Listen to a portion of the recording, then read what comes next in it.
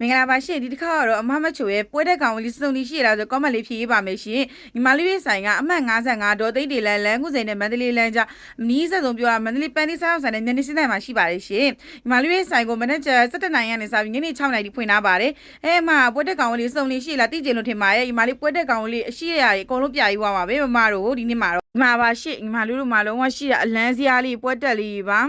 ဒီမှာဒါမျိုးလေးပလင်းလေးတွေလည်းရှိပါမယ်ရှင်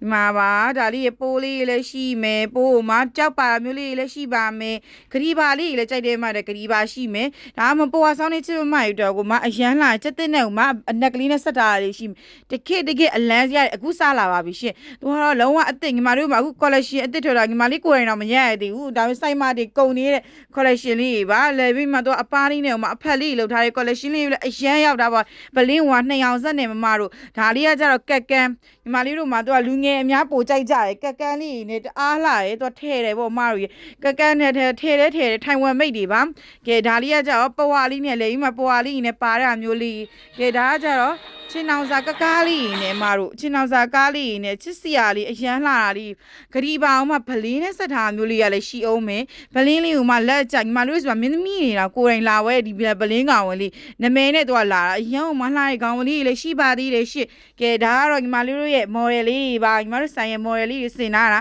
ဒီအပတ်ကောင်စင်ထားတဲ့ကောင်ဝင်လေးတွေပါကဲစင်ထားတဲ့ကောင်ဝင်လေးဆက်ပြမယ်ဒီထဲမှာအထက်ထဲမှာဝင်လဲထက်ရှိပါသေးတယ်ရှစ်ဒီမှာပါဒါကြီးကကြောက်ထိုင်ဝမ်ပွဲတက်တွေမှာညီမလေးတို့ရဲ့အလုံးဝ